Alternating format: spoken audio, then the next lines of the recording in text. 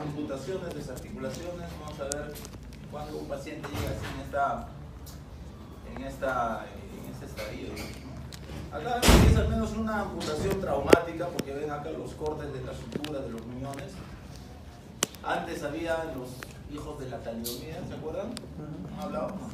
Talidomida era una pastilla que servía para hiperemesis quirúrgica, ¿no? Le daban a las mujeres, en el futuro de los 50, 60, sus hijos nacían sin miembros. Totalmente se tuvo que descontinuar ese tipo de tratamiento, ¿no? En este caso vamos a hablar acerca de traumáticas o de repente por otro tipo de lesiones, ¿ya? Yo voy a tener ¿cómo se llama? Mi seminario con los alumnos, pero no lo han hecho, así que voy a borrarme más, pero voy a hacer más rápido. Agradezcan. ¿Qué es la amputación? Antiguamente pensábamos que era una falla en la ortopedia, una falla en alguna amputación. Los pacientes llegaban con fracturas expuestas, los traumatólogos los operaban en ese momento, pero a causa de la gran lesión que tenía, el sangrado, de repente la exposición de partes blandas, se tenía que llegar a amputar ese miembro porque se infectaban otras complicaciones, ¿no? Antes se pensaba esto, pero ahora en la actualidad se sabe de que no es una falla en la ortopedia, sino más bien es el inicio de lo que es el tratamiento rehabilitador para que el paciente llegue a sus actividades normales. No sé, si es que uno se amputaba, al final iba mal, iba a tener una osteomielitis, una infección, al final una secuela que el paciente no iba a hacer sus actividades, mejor se le amputaba para que con la ayuda del muñón bien hecho y con las prótesis el paciente pueda al menos caminar, ¿no? La cirugía de la amputación es una cirugía reconstructiva que es el primer paso para la rehabilitación. Como les decía, primero tiene que amputarse, después tiene que venir la rehabilitación. Con la rehabilitación y un correcto uso de prótesis, el paciente se puede caminar, bailar, saltar, correr. No es una discapacidad, no es igual que incapacidad. Exacto, ¿no? Amputar o salvar un miembro es una de las decisiones más difíciles que nosotros vamos a tomar. El paciente no quiere amputarse, el paciente quiere salir con sus 4 extremidades, el paciente quiere sentirse útil, trabajar, mantener a su familia, ¿no? No quiere ser una carga para su familia, ¿no? Entonces nosotros tratamos de convencerlo, y cuando es la necesidad ya de amputarlo, entonces se le va a tener que recomendar una amputación o una desarticulación en todo caso, ¿no? Amputación, un procedimiento que va a extirpar una parte del cuerpo a través de uno o más huesos, entonces se tiene que extraer tanto un hueso como el miembro, ¿no? Se va a distinguir de la desarticulación porque la desarticulación separa en una parte de una articulación, ya sea rodilla, codo, hombro. Antiguamente, sin ningún tipo de técnica quirúrgica, se amputaba lo más rápido posible. Vamos a ver la historia, esta que es una guerra civil estadounidense, no había ninguna técnica. Desarticular, cuando la amputación pasa al nivel de la articulación, normalmente no necesariamente tenemos que dejar la parte o el muñón lo más largo posible, porque eso va a dejar o va a impedir de que haya una correcta adaptación con una prótesis. El muñón debe tener sus características, vamos a ver más adelante, la fuerza y la movilidad y la longitud adecuada. Y en los niños siempre, desde ahorita les estoy diciendo de que siempre es mejor conservar la articulación, entonces tenemos que desarticular antes de amputar a un niño. Historia de la amputación. La amputación es una de las cirugías, las primeras cirugías que se realizó en la medicina. Al autor de la primera amputación se le da, bueno, Hipócrates es el que realizó por una gangrena, ¿no? En esa época no había una buena sepsis, no había una buena, digamos, hemostasia. Al paciente le cortaban la pierna o el brazo, lo metían en agua o en aceite hirviendo. No había torniquete, el paciente moría tenía una alta mortalidad, una alta morbilidad. Luego vino la época del Renacimiento, toda la época de la Edad Media, en donde la religión intervino, no hubo ningún tipo de avance científico, ¿no? A partir de 1575, Ambrosio Paré dio la primera descripción de lo que es la técnica quirúrgica de una amputación. Describió lo que era el torniquete, describió las pinzas hemostásicas, realizó los primeros muñones que se adaptaban mejor. Lister luego vino y con lo que era la anestesia, el éter, los dormía, los anestesiaba, anestesia general. Y así sucesivamente fue avanzando lo que es la técnica quirúrgica. En las épocas de guerra civil, como les decía, se amputaban, pero los pacientes se infectaban, tenían mal muñón. En 1940, en la Primera Guerra Mundial, los soldados estadounidenses se quejaban porque no tenían un buen muñón. Y en Estados Unidos hubo una sociedad de ortopedia y de colocación de prótesis en donde mejoraron las técnicas, donde capacitaron a los traumatólogos o otras especialidades. ¿Para qué? Para mejorar la colocación de los muñones y así poder activar o mantener al paciente, reactivarlo a la sociedad, ¿no? A pesar de los avances en lo que es la revascularización, la amputación sigue siendo un procedimiento común, ¿no? Proceso emocional que tiene implicaciones en la vida futura del paciente y su familia. No solamente el paciente es el afectado, la familia. El paciente tiene que ser evaluado por asistencia social, tiene que ser visto por los psicólogos, por los psiquiatras, ¿no? Tenemos que llevar a la persona a un buen nivel funcional. Eso es importante. Epidemiología, después lo leen, más que todo 1.5 amputados por cada 1000 habitantes en Norteamérica. Acá debe ser más, me imagino. No existe una epidemiología o datos acá en el Perú. Siempre los hombres más que las mujeres, de 3 a 1. ¿Por qué? Porque los hombres tenemos de repente la actividad física, trabajan con más accidentes de tránsito, trabajos laborales, amoladoras, prensas, ¿no? Y pueden tener algún tipo de lesión. No solamente accidentes de tránsito, también los hombres tienden a ser mayor enfermedad vascular, la diabetes, vamos a ver más adelante. Más los miembros inferiores que los superiores, ¿no? Más que todo por una enfermedad sistémica, vascular, diabetes. Y si es en miembros superiores, el 70% es traumático, porque así nomás no van a ver una mano diabética, ¿no? Existe, sí, pero más que todo es traumática por amoladoras, por accidentes de panificadoras, etc. Miembros inferiores es vascular más que todo y traumática según 22%. Los niños también, por causa congénita, se pueden amputar. Los adultos mayores de 50 a 75 cuando tienen alguna enfermedad vascular o diabetes, ¿no? En adultos jóvenes, más que todo es por una lesión traumática, y en los niños el defecto puede ser hasta un 60% de los casos, ¿no? A nivel mundial, ustedes van a ver en este cuadro que en los países del primer mundo, digamos, tanto un país norteamericano como Estados Unidos o Dinamarca, la causa de la guerra es baja, ¿no? Un 3, un 2%. Un trauma, un accidente, hasta un 30-32%, y más que todo por una enfermedad vascular puede ser hasta un 65-68%.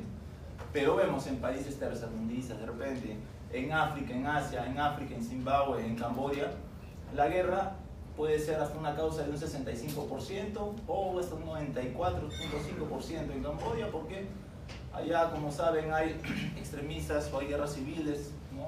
En donde los paramilitares van a las aldeas, los castigan como amputándole brazos, piernas, ¿no? Trauma un 25, un 4.5 y casi enfermedad vascular, en África sí hasta un 10 y en Camboya hasta un 1% nomás, ¿no? Imagínense cómo los castigan amputándolos. Principios. Tenemos que tener algunos principios para amputación. Determinar la necesidad de la amputación. Vemos de que un paciente, si está con una infección, que esa infección puede llegar a sepsis severa, un shock séptico, tenemos que amputar antes de que siga avanzando su enfermedad. Una gangrena que de un día para otro va avanzando, también hay que amputarlo. Nivel de amputación, nivel supracondilio, transtibial, desarticular, a nivel del hombro, del codo, dependiendo de dónde está la lesión o la enfermedad vascular. Ejecución de la técnica quirúrgica, técnicas abiertas, cerradas, supervisión postoperatorio. Nosotros, una vez que se amputa al paciente, no lo dejamos a la deriva. Normalmente los pacientes que son traumáticos los hospitalizamos en el servicio de traumatología, pero normalmente son diabéticos, ¿no? Y ellos están en medicina. Nosotros tenemos que ir allá a visitarlos, ver cómo va su DRE, cómo va la herida, que no tenga una herida infectada. Y al final, cuando ya está bien a la semana o menos, entonces se le da de alta, ¿no?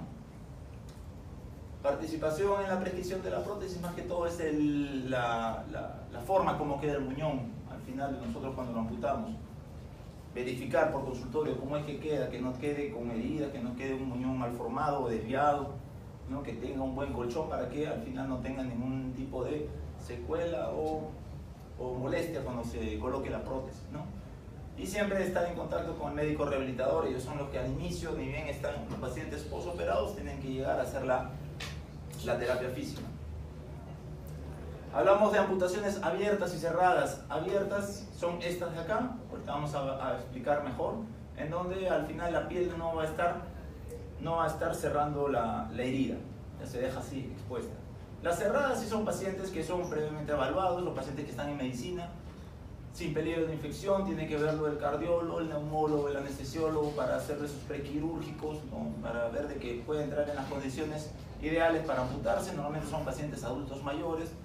Diabéticos, tiene que verlo el endocrinólogo, si son cardiópatas el cardiólogo, si son de repente alguna enfermedad, ya los geriatras, y al final el anestesiólogo te dice si es que puede entrar o no, que cómo está la hemoglobina, cómo está la glucosa. Todas esas características tienen que entrar para hacer una amputación cerrada y previamente planificada, ¿no? Como les decía, estas amputaciones abiertas son indicadas más que todo en pacientes con infecciones, ¿no? Si vemos con una amputación que está con pus, vamos a hacer el corte justo donde está, digamos, en el transtibial o de repente supracondilo, y hacemos el corte, el paciente ha firmado su consentimiento, que solamente se va a hacer acá el corte, y vemos de que hay todavía adherida un poco de pus, o hay mala circulación, el músculo está un poco mal estado, entonces se le deja la herida abierta para que siga drenando, para ver cómo va conforme pasan los días y con su manejo antibiótico, ¿no? O pacientes que han tenido heridas traumáticas, atricciones severas en una pierna muy aplastada, tenemos que dejarlo siempre la herida abierta, porque si lo cerramos entonces van a necrosarse los bordes, ¿no? Y como les decía, tienen que ser en dos tiempos. La primera es la limpieza quirúrgica, drenar todo lo que haya, sacar todo el pasto, todo el barro, todo el lodo, de repente una buena limpieza con 10-15 cloruros, dejarlo abierto, puede ser en dos formas, tipo colgajo, con una piel así, y después del segunda intención, esta piel lo va a recubrir, y por amputación circular, como fue la anterior, que solamente se le hace un círculo, ¿no? Según su mecanismo de producción, la amputación puede ser primaria, cuando ya el paciente llega con la amputación o con el pie o con el miembro hacia afuera, se produce en el sitio del accidente, y una secundaria o quirúrgica, que es la misma que de repente hablamos como las cerradas, que ya son programadas y ya tienen que ser evaluados por todas las especialidades, ¿no? En cuanto a la causa, la etiología, traumáticas por accidentes, guerras, quemaduras, granadas, balas, etc. No traumáticas, en primer lugar, alteraciones vasculares con diabetes y enfermedad vascular, ¿no? Infecciosas, como las mencionaba, algunos tipos de infección, gangrena, osteomelitis crónica, neoplasias cuando hay tumores, partes blandas, y congénitas. Estas son las no traumáticas. Estas las traumáticas probablemente pueden venir en el examen.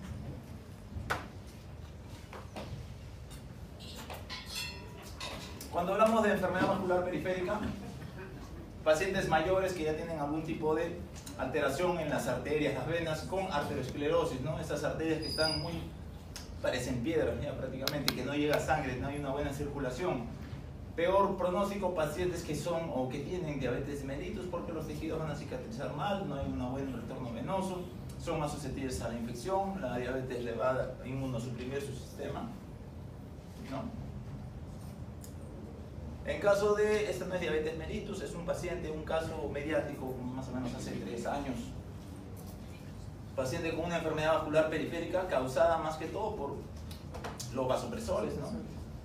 No fue iatrogenia, el paciente llegó a Marino Molina de Salud por una apendicitis, demoró de repente la atención, fue derivada al sabogal, en donde ya hubo este tipo de lesiones a nivel de los 4 miembros, ¿no? Al ser un shock séptico, al paciente se le da antibióticos, hace sus émbolos sépticos, viajan hacia las extremidades donde hay una microcirculación, ¿no? Cuando se le da vasopresores, elevan la presión a nivel central, ¿para qué? Para el cerebro, los órganos blandos, pero a nivel periférico disminuye o obstruye o oblitera, ¿no? No se le quedó más que otra cosa que amputarle los 4 miembros, ¿no? El caso está que sale en la tele, ¿no? Pero no es una iatrogenia, al paciente se le salvó la vida, pero con esas secuelas o con lo que queda, ¿no? Factores de riesgo para la amputación en diabetes mellitus. Ser varón, relación de 9 a 1. Nosotros somos más perjudicados porque nos controlamos peor lo que es la diabetes. El paciente de repente le dicen que está con diabetes, pero sigue comiendo, no se cuida, come arroz, come pan, gaseosas, azúcares, ¿no? Por eso yo me cambié sin azúcar. Tener una edad más de 60 años, pobre control glucémico, una diabetes de larga evolución, el paciente ni siquiera sabe que tiene diabetes, a los 30, 40 años le da la enfermedad, pero ya cuando tiene 50, 60, ve una herida pequeña, se hace un control, ni siquiera van al hospital, sino en una campaña simple, te sacan sangre y ven que tiene diabetes, ¿no? Recibir escasa información de parte del personal sanitario.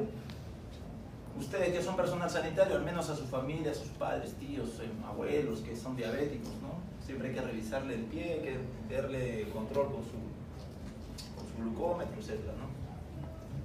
Dos formas en que cómo se puede dar esta lesión en el pie diabético, dos bases epipatogénicas. Una es la neuropatía. La neuropatía, ya sea la lesión en los nervios distales del pie, una neuropatía que afecta la percepción proprioceptiva, por eso ocurre pie de Charcot, en donde hay una mala pisada y al final están destruidos todos los huesos, tanto del tobillo del pie, y el paciente ni cuenta se da, y hay una neuropatía a nivel periférico, la sensibilidad, ¿no? En donde el paciente tiene una herida, ni siquiera se da cuenta de que está, se infecta, el paciente cualquier tipo de ampolla o algo que le lesione el pie en el zapato, o algo se hinca, de repente ni siquiera se da cuenta de que está con esta lesión, ¿no? Es prevenible, como les dije, siempre hay que revisar los pies de los pacientes, hay que hacerle unos exámenes especiales para ver si tiene o no tiene sensibilidad. Es la primera de la no traumática, en este caso pie diabético, que siempre esta semana, bueno, hacemos todos los días interconsultas, mínimo hay 6, 7 pacientes que están en medicina que ya los hemos amputado, están próximos a amputarse. Y se operan más o menos 50 pacientes con 50 de cada 100 que tienen diabetes se les va a amputar. Así es como ya los pacientes, este probablemente no parece diabético, pero sí es una enfermedad vascular periférica, y este sí es una úlcera por el pie diabético, ¿no? Si vemos en la ecografía Doppler o de repente una resonancia arterial y el médico de cirugía vascular evidencia de que en esta zona, la que es la arteria tibial posterior, y acá está la poplina, ¿no? Si hay una lesión a nivel de la tibial posterior, que hay una obstrucción total, digamos, no le vamos a amputar acá, ¿no? En el pie, porque acá no va a haber ningún tipo de irrigación. Vamos a tratar de elevar más por encima de donde está la obstrucción.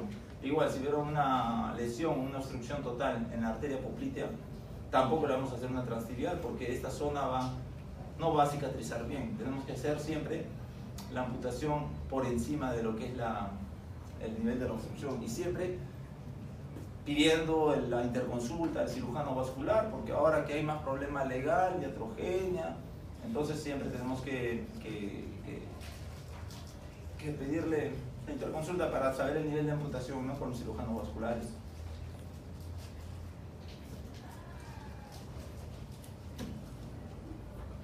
Como le dije, esto de acá es una prueba de Siemens-Weinstein, en donde es solamente un monofilamento, se le da al paciente, se le estimula en esta zona, se le pregunta si siente o no siente, se le pide que cierren los ojos, si siente acá, de repente acá ya no siente, en esta zona no siente, y ya a nivel distal tampoco siente, porque probablemente ya tiene una neuropatía periférica instaurada, ¿no? En donde al paciente ya tenemos que mandarlo con el endocrinólogo, con el cirujano y con todo, para ver cómo determinar si es que va a haber alguna predisposición para que tenga prediabético, ¿no? Con el endocrinólogo que le va a controlar la diabetes. En medicina ya vieron lo que es la clasificación de Wagner para lo que es pie diabético, que se mide la profundidad de la úlcera, el grado de la infección y el grado de la gangrena. Del 0 al 5, 0 no hay riesgo de pie diabético. Son callos gruesos, cabezas metatarsianas prominentes, dedos en garra. Grado 1, 2. 1, úlceras superficiales, llega todo el espesor de la piel, ¿no?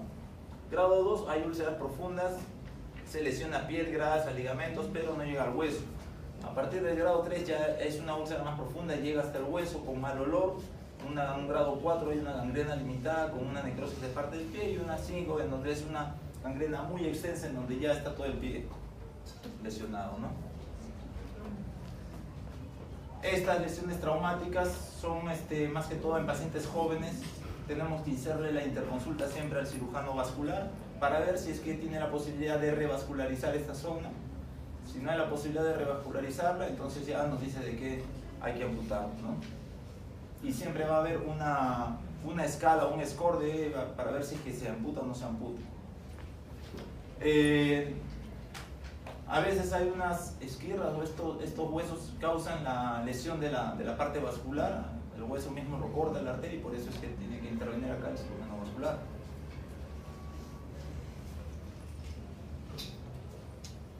Casos de pacientes en el hospital en donde llegan así, este brazo ya no tiene forma, ya está prácticamente amputado, ¿no? Lo arrastra un camión, un carro, donde solamente lo que queda es la amputación a nivel superior a donde está la herida, y al ser traumático entonces se le tiene que dejar abierta, una amputación abierta, y después en una segunda intención se le termina de cerrar, si es que el paciente también se salva, porque si vienen tequeados así. En niños con este tipo de lesión, a veces también en mismo tópico se le ha tenido que amputar y referirlo, pero al final falleció el niño porque vino tequeado, ¿no? O así vienen los pacientes donde se arranca piel, se arrancan toda la parte ósea. Tratar de salvarlo, una buena limpieza quirúrgica, si es que en ese momento se puede hacer un muñón abierto siempre, ¿no? Esta es la parte de la piel. Y después ya con el cirujano vascular y el cirujano plástico para ver o determinar cómo salvar el miembro. Si ustedes ven a esta paciente que llega a ambulancia, ¿qué es lo que le dirían? ¿Tiene o no tiene pie?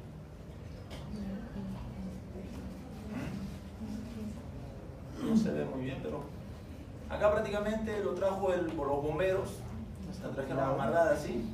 Le tomamos una radiografía, aparentemente no tiene pie porque acá ya está ya. Se le tomó la radiografía y ya está lo que salió. El pie doblado, ¿qué clase de capacitación habrán recibido esos bomberos que lo traen así el pie? Pie acodado totalmente. Al momento que lo abrimos estaba cianótico, frío, sin sensibilidad, no había nada de pulso. La arteria prácticamente estaba acodada, bueno, la pedia ya se voló, pero la posterior, que le da más irrigación al pie, puede estar conservada. Como la encontramos así, tratamos de reducirlo, ponerlo en su posición, que esté estirado, y el pie se llenó de sangre, al menos estuvo rosado, se palpaban pulsos después. ¿Tenía posibilidad de recuperarse? Sí. Se redujo, se hizo la limpieza respectiva, se acortó un poco, se le puso su fijador externo, el paciente al final con la ayuda de cirugía plástica se salvó el pie y está caminando bien, ¿no? Tuvo ese riesgo de que se podía haber amputado. ¿Cómo salvar? Algunos miembros, algunos dedos, acá no se nota bien, está muy oscuro, pero acá se ve como cuando hay un desglobe en una lesión de la piel, del primer dedo, se le sale toda la piel. Nosotros tenemos que salvar siempre el primer dedo, que es el más importante. Se le hace técnica de McGregor, en donde se le utiliza la piel de la misma ingle de esta zona y se le mantiene ahí 2-3 semanas, así como está en la imagen, para que esta parte le dé irrigación a toda la piel, ¿no? Y después de 2-3 semanas se le corta acá y se le da forma. Pacientes llegan así con un dedo amputado prácticamente, con un 10% de piel, un pedacito de piel que le cuelga. Se le advierte al paciente que primero se le va a tratar de reinsertar, ¿no? Pero a veces ya la microcirculación, las arterias principales están lesionadas, 2-3 días ya el dedo viene así, lo que queda es amputarlo, ¿no? Pero totalmente es el tratamiento en niños. En niños nosotros hemos visto que los niños vienen hasta con el dedo afuera, les suturamos, pero los niños son mágicos, pega el dedo. Entonces en niños siempre hay que tratar de suturar como sea. En adultos ya hay un 99.9% de que se van a necrosar. Así llegan los pacientes, solamente se le hace remodelación del muñón y se le cierra esto, ¿no? Y ustedes saben que siempre el dedo principal es el dedo gordo. El dedo gordo hay que tratar de conservarlo siempre, porque el dedo gordo hacemos pinza, hacemos todas las actividades, nos diferenciamos de los monos por eso, ¿no? Que hacemos pinza, podemos lavar nuestros dientes, el lapicero, agarrar todo por el dedo gordo, así que siempre hay que tratar de salvarlo. A veces se hace una pulgarización, que significa de que se amputa traumáticamente el dedo gordo, entonces el dedo gordo del pie se revasculariza, se extirpa y se coloca en el dedo de la mano, ¿no? Ya eso ya es con microcirugía arterial o vascular para reinsertarlo y luego utilizarlo, ¿no? Muchos pacientes vienen por ese problema del anillo, tanto puede ser que hasta lo puedan amputar, tengan cuidado. Como les decía, los traumas están muy relacionados con cirugía vascular. Los vasculares tienen que ver cómo mejorar la arteria lesionada para poder entrar a sangre, ¿no? Estas esquirlas o estos huesos biselados pueden lesionar las arterias y por eso va a comprometer la parte arterial. Ya se transforman, pueden ser unas Gustilo y Anderson 13, ¿no? 13 ya saben que es lesión vascular. Otra causa traumática son las quemaduras. Las quemaduras, si el paciente viene así, al final va a ser una retracción de esta articulación de la rodilla. Lo retrae, va a tener mala posición, no va a poder colocarse una prótesis, entonces mejor amputar los dos, ¿no? Congelamiento, más que todo cuando hay la pérdida de calor excede la capacidad del cuerpo de mantenerse, entonces no va a llegar sangre hacia las extremidades. La parte de los pulpejos de dedos, de los pies y de las manos tiene muy poca vascularización y su vascularización es muy pequeña. Esto ocurre más que todo en las congeladas, los turistas cuando se pierden en las nevadas, entonces vienen con este tipo de lesiones y hay que amputarlo, no solamente en la punta de los dedos, ustedes han visto en películas también en la punta de nariz o hasta en las orejas también, ¿no? Ya cuando vienen por congelamiento hay que amputarles. Infección aguda o crónica, cuando no responde al tratamiento médico, debe ser la indicación para una amputación. Ya les dije cuando está un muñón de repente infectado, hay que levantar o elevar el nivel de amputación. Cuando nosotros vemos una herida infectada de que ya tiene que ser indicación de una amputación, tenemos que deshacernos de ese miembro que más adelante puede dar un shock séptico. Hay otras enfermedades que como por ejemplo la gangrena gaseosa fulminante, que en horas o en menos de 2 días ya está levantando o está infectando todo, por eso tenemos que amputarlo y dejar la herida abierta, ¿no? Ustedes van a diferenciarlo cuando ya se forma gas dentro de la pierna de repente o de cualquier miembro, ya se está formando una gangrena gaseosa, como si fuera chuño y estuvieran tocándolo, o bolitas esas de plástico, lo mismo van a sentir, ¿no? Y hay infecciones crónicas como por ejemplo las osteomielitis, que tanto es la fístula, tanto es el dolor, ya el hueso está expuesto que es necesario de frente amputarlo. Por ejemplo, tenemos un caso de una señora en un hospital, era microcomercializadora de droga, se tiró del 2.º piso, la primera vez se fracturó, una fractura expuesta, se le puso su fijador externo, y ya saben que una fractura expuesta tiende la predisposición a hacer osteomielitis crónica, ¿no?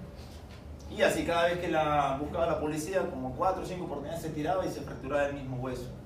Ya tanta lesión ha tenido, que ha tenido fístulas, ha tenido el hueso expuesto y se le tuvo que amputar. ¿Por qué? Por el problema de una osteomielitis crónica, ¿no? Que nunca van a curar prácticamente esta osteomielitis. Tumores, ¿ya han tenido la clase de tumores hoy? Ayer. Cuando son tumores primarios, malignos, sin diseminación, entonces hay que tratar de amputarlos, ¿no? Lamentablemente acá en el Perú, en zonas, digamos, de atención primaria, los pacientes llegan de provincias, van a los centros de salud, pero ya están prácticamente las tumoraciones así grandes, dolorosas, donde se ha diseminado todo lo que es el tumor, ya ha hecho metástasis, se ha viajado a pulmón o a otros huesos, ¿no?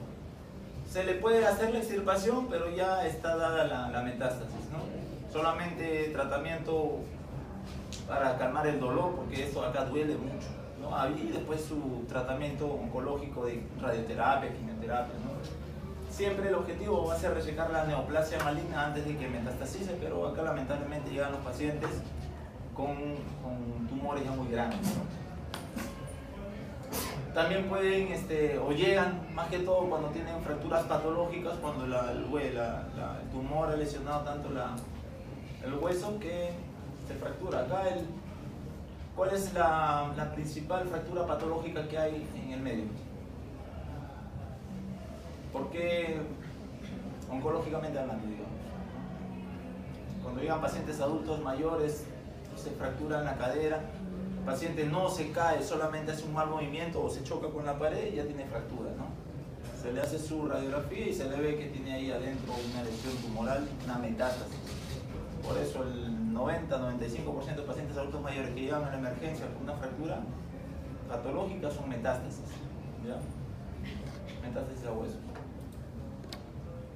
Osteosarcomas, condrosarcomas, todo tipo de lesión tumoral benigna. El paciente llega así, como les digo. ¿Qué se le va a hacer? Solamente se le va a hacer una amputación supracondílea alta, pero ya prácticamente el tumor diseminado, ya con mucho dolor, solamente tratamiento paliativo. Pacientes que llegan de esta forma, no solamente tiene ahí una tumoración en el húmero proximal, esto ya se ha aumentado, ha llegado a la clavícula, escápula, se le va a hacer otro procedimiento que es una desarticulación. No solamente se desarticula, es una desarticulación escápulo-torácica, que significa que se saca la clavícula y el escápulo y acá queda solamente parrilla costal nomás, ¿no? Se le ha sacado todo prácticamente. Pacientes que ven así, ¿qué significa esto? Que ya no tiene pelvis, no, sino que es la tumoración que ha estado carcomiendo, resecando todo el hueso bueno. Este es el hueso normal aparentemente, pero esto ya no sirve. Acá no solamente sirve desarticular, si lo desarticula solamente saco la parte proximal del fémur. Tengo que sacar toda esta pelvis, desde acá, la mitad del sacro hasta la parte del pubis, ¿no? O si es que hay más acá, tenemos que sacar, son cirugías radicales, ¿no? Ya el paciente termina en esta posición sin pelvis. Son muy sangrantes. En la misma operación se utilizan 8 o 10 paquetes globulares, en recuperación otras 10 más. Otra causa, digamos, que no es traumática, es una deformidad congénita en los niños, ¿no? Niños que nacen con 6 dedos de repente, ¿no? ¿Cómo se llama esto? Polidactilia. Hay que retirarle un dedo. Niños que nacen con varios brazos o con estos miembros parásitos, hay que tratar de amputarlos. ¿Para qué? Para que tengan una vida funcional normal, ¿no? Estéticamente también. Congénitas un 60% que nacen con alguna patología para amputar, y adquiridas un 40%. Dentro de las adquiridas son los traumáticos, neoplasias e infecciones. Tenemos que tener 3 cosas en consideración en los niños: el crecimiento, el sobrecrecimiento y la cicatrización, ¿ya? En cuanto al crecimiento, ya les dije, en todos los niños hay que preservar el cartílago de crecimiento de la enfermedad en lo que sea posible, ¿no? Si fuera una tumoración, ahí sí tenemos que resecar lo que más podemos, ¿no? Pero si fuera o tuviera una lesión, un accidente, un trauma en la tibia, ¿no? O parte del fémur, tratar de conservar la parte de la rodilla o de todo el fémur. ¿Por qué?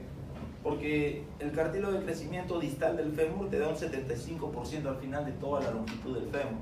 Si de niño le cortamos la mitad del fémur, ese muñón va a ser muy corto cuando sea adulto. Entonces tenemos que dejarle todo el fémur. ¿Para qué? Para que crezca el hueso y también la piel, ¿ya? Por eso en los niños hay que desarticular antes que amputar. El sobrecrecimiento es todo lo contrario, en donde el hueso amputado va a seguir creciendo porque él es niño, va a tener cartílago de crecimiento a nivel proximal. Si la piel queda muy tensa, entonces ese hueso va a horadar, va a seguir creciendo, hasta puede cortar la piel y salir el hueso, ¿no? Entonces tenemos que entrar a una limpieza quirúrgica o a cortar más ese miembro, ¿no? Para el examen también, principios generales de Kravitz, en donde se mencionan algunos principios en cuanto a la amputación de los niños.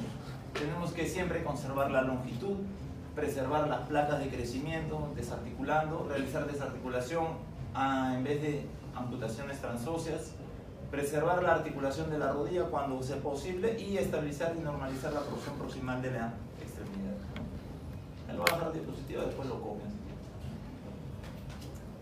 Estudio complementario, lo principal, radiografías. A veces no es necesario radiografía cuando viene un paciente amputado, pero siempre es necesario porque he tenido casos donde ha habido lesión de un hombro, un paciente llega con un hombro doloroso, uno le toma la ecografía, puede ser solamente una tendinitis, pero siempre con una radiografía porque a veces se puede hasta encontrar algún tipo de lesión tumoral, ¿no? Uno no lo crea.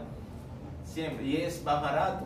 Si ustedes ven esta radiografía, nomás ven cómo está el hueso, imagínense cómo estarán las partes blandas. De repente hay que amputar de frente, ¿no?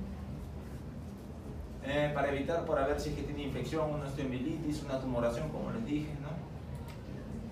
Ecografía, la ecografía Doppler para saber en dónde puede haber algún tipo de obstrucción a nivel vascular o vena, arteria. Es rápida, simple, lo malo es que es operador dependiente.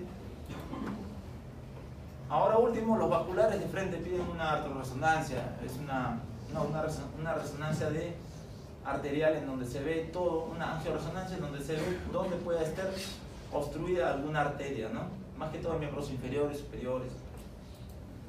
Y antes se utilizaba esta que era la arteriografía, donde se colocaba un líquido para ver dónde podía estar la obstrucción, ¿ya?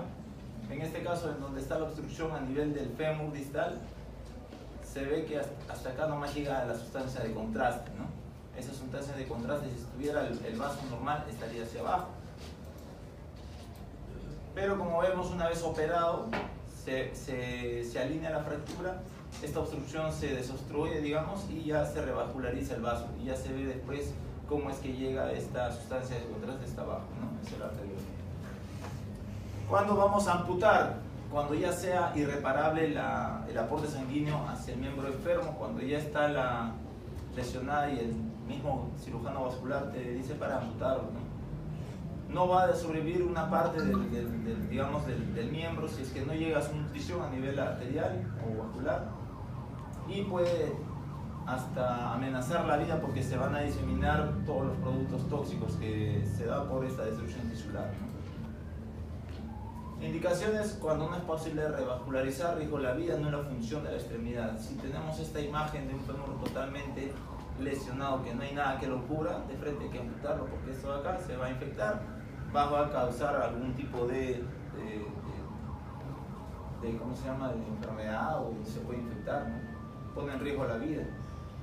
Tenemos que tener en cuenta todos esos aspectos en cuanto a la amputación, energía del impacto, si es una afección leve, severa, si es que va a haber el tiempo de isquemia, si pasan las 6 horas, el tiempo de isquemia va a ser más perjudicial. Si el paciente viene chocado, la edad, lesión nerviosa, vascular, de tejidos blandos, lesión ósea, si hay contaminación y el tiempo de la operación, ¿no?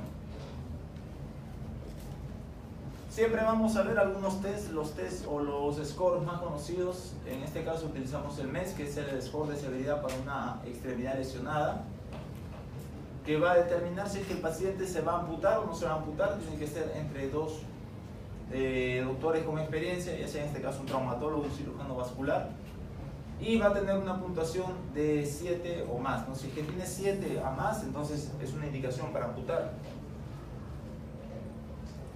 Va a tomar una de las decisiones más difíciles, que es amputar o no amputar la pierna, y como le dije, tiene que ser tomada o la opinión de 2 cirujanos mínimo, o hasta en junta médica también. ¿Qué factores o qué tomamos en cuenta? Son 4 parámetros. Va a venir en el examen un caso clínico así, en donde tenemos qué parámetro. Uno es el esqueleto y los tejidos blandos, de puntos desde el 1 hasta el 4. Acá en este primer parámetro vamos a ver si es una lesión de baja energía, si es una simple fractura, una lesión de energía media hasta fracturas abiertas, alta energía con aplastamiento o arma de fuego, o muy alta energía, abulsiones tisulares, contaminación, del 1 a 4.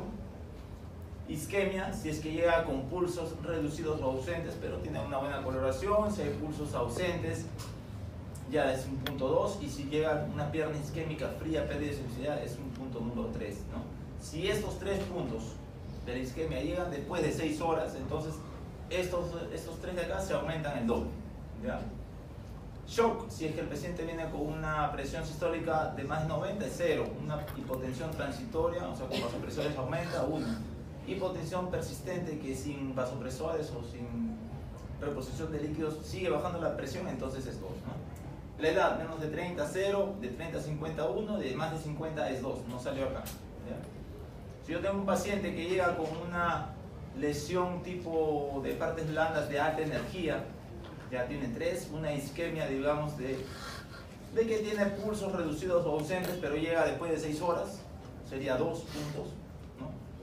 Tiene una hipotensión, una presión sistólica normal y de menos de 30 años, ¿cuántos puntos tendría? Menos de 30, 0, presión sistólica normal, 0, llega con pulsos ausentes tiene 1, pero se dobla 2 porque es más de 6 horas. Y que es una alta energía 3. 3 más 2, 5. Más 0, 5. Más 0, 5. Entonces, si tiene 5 del mes, entonces mejor no amputar o tratar de salvar esa pierna. ¿Ya? Y así, si es que es 7 o hasta más, ya se tiene que amputar. Esta es una forma, ¿no? Pero en realidad, cuando nosotros vemos los pacientes, si vemos que no hay en ese momento, tenemos que actuar y decidir si es que se va a amputar o no. Siempre con algún traumatólogo de más experiencia. La edad es muy importante. En niños siempre hay que tratar de salvarla y que haya un cirujano vascular que pueda revascularizar o que nos diga de repente, ahí nomás queda, hay que amputar, ¿no? Cuando salvar, debe haber una expectativa razonable de que el paciente tenga al final del tratamiento un miembro funcional, poco doloroso, con capacidad de soportar la carga y que le posibilite retornar a una vida independiente y productiva. Lo más importante, desde el inicio estamos diciendo que el paciente tiene que reinsertarse en la sociedad. Niveles, el nivel electivo en donde se debe de realizar la amputación es en donde se tiene que conservar un buen brazo de palanca para obtener un muñón bueno, ¿no? No necesariamente tiene que ser un muñón largo, ¿ya? Como digamos, si es un muñón largo, entonces no va a haber en dónde colocar la prótesis. Tiene que ser un muñón con una adecuada longitud, dependiendo del paciente y dónde está localizada la lesión, ¿no? Hay diferentes sitios donde vamos a amputar: el miembro superior, en el antebrazo, en el codo, en la mano, en estos tercios. Como ya le dije, puede ser una desarticulación del húmero o una interescápulo-torácica, como en el ejemplo que vimos de la señora. En el inferior también tenemos varios tipos de amputaciones, y hasta desarticulación de la cadera, o si es ya un cáncer que tiene en la pelvis, tenemos que hacerle la hemipelvectomía, siempre dependiendo de qué caso sea. En la mano vamos a tener amputaciones de los dedos, transmetacarpiana o de repente amputación transcarpiana, dependiendo de qué caso sea. En la emergencia vemos a cada rato pacientes que llegan por cortes de amoladora, ¿no? En mi zona es bastante, hay fábricas y hay pacientes que se lesionan. Tenemos que ver la exposición ósea, si hay afectación de los tendones, la profundidad, si es que hay que, se puede reparar o de repente ahí nomás le hacemos ya su muñón, ¿no? Hay varias técnicas quirúrgicas de estos tipos de lesiones. Si dejamos el hueso expuesto, es un hueso infectado. Tratar de cerrar la herida y tratar de cubrir siempre el hueso y darle una forma a ese muñón. Podemos hacerlo con cierre primario, hasta colgajos para las puntas o los pulpejos de los dedos, ¿no? Si vamos a amputar un dedo, no solamente vamos a amputar el dedo, sino también la parte de la cabeza de los metacarpos. ¿Para qué? Para que el paciente, cuando cierre el puño, no haya un hueco y no tenga alguna alteración funcional. A veces los pacientes llegan así con los dedos afuera, quiere que los reimplanten, pero ya este paciente está mal, con estos dedos están necróticos, están blancos, no tienen una buena circulación. Si le vamos a recolocar, va a venir después con sus dedos negros por las puras, ¿no? Y vamos a tener que hacer otra intervención. Si fuera niño, sí hay que tratar de reinsertarlo, como les digo, ¿no? Y así es como quedan a veces sus muñoncitos. Cuando es en la muñeca, tratar de conservar la articulación radiocubital distal para que el paciente al final pueda hacer siquiera una pronosupinación. Pero en este caso ya llegan así, solamente remodelar el muñón, nomás como sea necesario, ¿no? En el brazo puede ser en cualquier nivel del brazo, siempre dándole cierta longitud para que pueda entrar alguna prótesis. Hay varias técnicas de boca de pescado, siempre por encima del codo, ¿no? Así como es esta.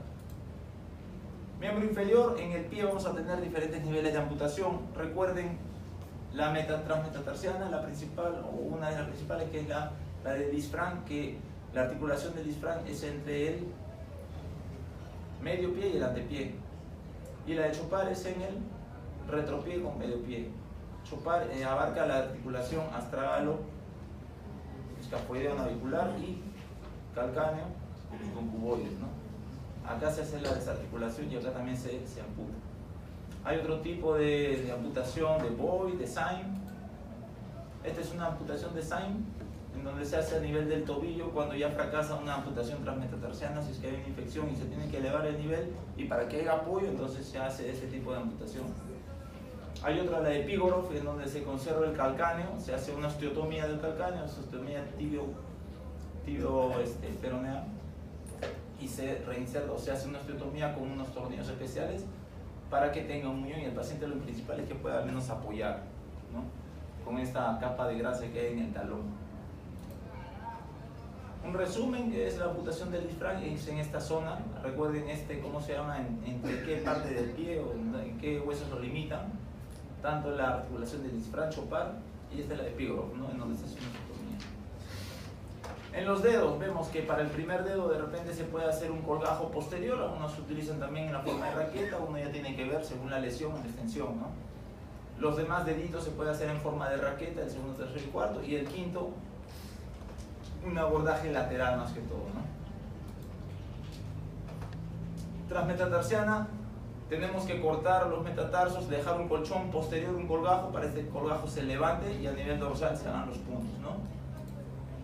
En la rodilla, en la transtibial, es una de las más comunes, puede ser colgajo posterior o en boca de pescado. Siempre recuerden, esto es muy importante, de que el peroné tiene que quedar más corto que la tibia, si no va a haber una lesión y una alteración a nivel del muñón, ¿ya? Y hay que biselar el borde de la tibia. Vamos a ver cómo es que se bisela, ¿ya? Transtibial, como les dije, esta de acá es una en boca de pescado. La diferencia de que va a ser con esta colgajo posterior, de que la boca de pescado puede haber una molestia en el muñón porque la cicatriz va a quedar abajo. En cambio, en una de colgajo posterior, la cicatriz va a quedar en la parte anterior. No le va a molestar de repente cuando se coloque el muñón. Siempre de repente, si este es un paciente con un pie que no tiene isquemia, este sí que tiene isquemia, ¿no? Como les dije, ¿cuál de los dos está mal amputado? ¿El de arriba o el de abajo?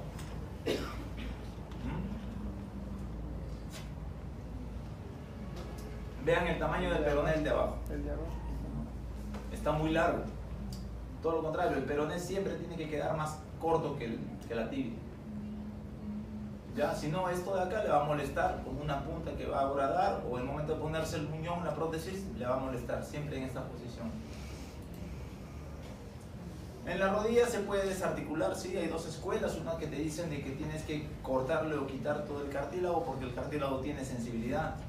Si el paciente trabaja o de repente hace alguna actividad que va a caminar mucho, cargar peso, ¿no?, y va a tener todo el día su muñón o su prótesis, es mejor sacarle el cartílago porque le puede dar algún tipo de dolor.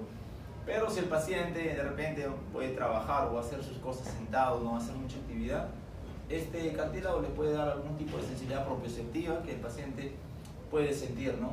No va a tener mucho dolor, pero de repente cuando camine con la prótesis puede sentir hasta que está pisando una manguera o algo, ¿ya?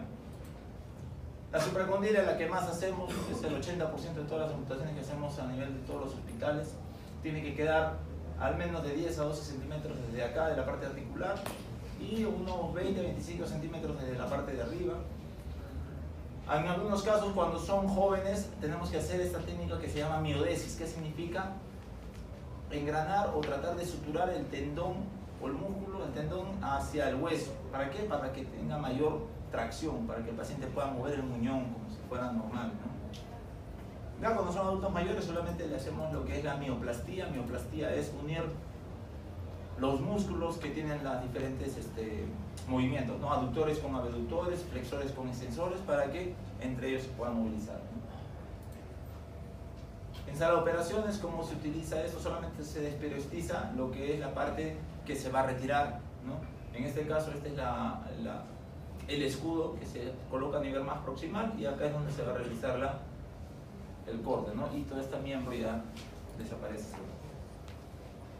Cuando desarticulamos cadera, cuando es un trauma masivo, cuando a veces hacemos una amputación supracondílea y encontramos pus, encontramos mal tejido, se le avisa al paciente o al familiar de que de repente podemos elevar el nivel de amputación. Por eso tienen que firmar su consentimiento y avisarle, si no, no tienen problema legal. O cuando hay una especie de tumoración en esta zona de acá, tenemos que desarticular la cadera. Las características del muñón es que tiene que ser móvil, tiene que tener una piel suave, tiene que tener una buena sensibilidad. Este caso es un mal muñón. Como les dije, este hueso de acá puede estar horadando, no sé qué edad tendrá el paciente, parece joven, que la piel ha quedado tensa y la tibia ha ido creciendo. En un momento va a crecer más y lo va a horadar y va a tener un hueso expuesto, ¿no? La cicatriz no se debe adherir al hueso, los músculos se seccionan por debajo del nivel de la sección ósea Los nervios tienen que ser traccionados. Al momento que uno jala o corta el nervio, tiene que traccionarlo para que esté el corte el nivel mucho más profundo. Porque si es que está hacia afuera o se pega al hueso, se pega a la piel, el paciente va a tener un neuroma y un dolor neuropático, ¿no? Porque el nervio mismo se va a inflamar y va a mantenerse siempre. El muñón tiene que aislarse, todos los vasos se tienen que ligar, eso ya en sala lo tenemos que hacer. Como le dije, el corte del nervio también tiene que ser bien visto y de identificar bien el nervio ciático, porque a veces uno piensa que es el nervio ciático, lo corta y al final es la arteria, la femoral, que hemos tenido casos donde hasta los pacientes que se le corta la arteria, la sangre sale como inyectada como manguera. Tenemos que buscarlo rápido entonces, ¿no? Tenemos que dejar drenes. Estos drenes evitan de que se forme un hematoma. Los drenes se sacan a las 48, 72 horas, 2-3 días con los drenes, porque si no se vuelve un hematoma adentro y es un caldo de cultivo para que se infecte, ¿no? Un muñón óptico para el examen tiene que tener un buen estado de la piel, tiene que tener un buen tamaño, una buena forma, una buena fuerza muscular, una movilidad articular. Siempre tiene que ser así, cónico, ¿no? No tiene que ser cilíndrico, en forma cónica. El muñón va a quedar justo encajando en la prótesis para que tenga una buena, digamos, presión negativa, para que salga y lo chupe, ¿no? En cambio, cilíndrico no va a haber una buena presión ahí negativa, y peor cuando es cónico en forma de una palta, no va a ser, ¿no? No va a estar bueno. Tratamiento, tenemos que corregir las posturas viciosas ya con el médico de terapia física, rehabilitación, el entrenamiento de marcha, movilizaciones pasivas. Todo esto ya, la parte de terapia física, rehabilitación, ni bien el paciente ya está con su herida cicatrizada, tiene que realizar, porque a veces se tracciona tanto que el muñón queda hacia arriba. Eso tenemos que evitarlo. Cuando hacemos el corte tenemos que no dejarlo en 90 grados, tenemos que biselar o darle la forma curva hacia los bordes del hueso. Cerrar sin calentar porque puede haber una necrosis por calentura, ¿no? No suturar a tensión la piel porque puede haber algún tipo de infección después. Sutura resorbible en la parte interna y los nervios, como les dije, lejos del muñón para que no se peguen a la piel y no hagan un neuroma. El objetivo de una operación es dejar un muñón dinámico con un buen control motor y también una buena sensibilidad, ¿ya? Un buen muñón tiene que tener una independencia. ¿Para qué? Para que tenga la prótesis y el paciente pueda caminar normal, hacer sus actividades. Tiene que tener una buena longitud, una buena movilidad y una buena sensibilidad. Tiene que haber un equilibrio entre la longitud del muñón y la acción muscular. Y un buen muñón tiene que ser un muñón firme para que el paciente hasta pueda hacer sus actividades que antes hacía. Hay pacientes que bailaban o eran bailarines, siguen bailando, siguen jugando fútbol, aunque sea. Normal, tiene que quedar con su actividad, ¿no? Un mal muñón es cuando hay una exposición ósea, como les decía. Esto acá es malo, tenemos que, al final va a tener una osteomielitis, por acá un hueso expuesto, hueso infectado, como les decía. Tenemos que levantar el nivel de la amputación, en este caso también. Que a veces hay una bursa reaccional al momento en que uno se coloca la prótesis, choca la parte blanda y se forma así este tipo de bursas dolorosas que están muy irritadas, ¿no? Un muñón con deformidad, probablemente acá la tibia y el peroné se han separado, está angulado hacia un lado. Hay otras técnicas donde la tibia y el peroné lo pueden unir, hacen una osteotomía, ¿no? Se puede en pacientes jóvenes, sí se ha hecho, pero cuando queda en esta posición de repente no va a tener forma de pera y no va a entrar el muñón porque está un poco hacia un costado, ¿no? Con una cobertura inestable, ya es una escara en esta posición. El paciente, si se sale la escara, va a tener las partes blandas expuestas o hasta el mismo hueso. Tenemos que llevar al cirujano plástico, pero viéndolo bien, esto va a ir a una mala cicatrización, así que podría elevarse el nivel de amputación. Y dentro de las complicaciones de las amputaciones tenemos las inmediatas y las mediatas. Inmediatas en el momento de la amputación o en los primeros días, ¿no? El hematoma, como les dije, son causa o fuente de infecciones. Se tienen que minimizar con la hemostasia. Tenemos que dejar que ese muñón no esté, o esa herida no esté sangrando. Tenemos que dejar drenes, ¿no? Un dren de Penrose o de dren no laminar, sino mejor son circulares, ¿ya? La necrosis de los bordes de de la piel cuando se deja una sutura a tensión. No hay que dejar una sutura a tensión,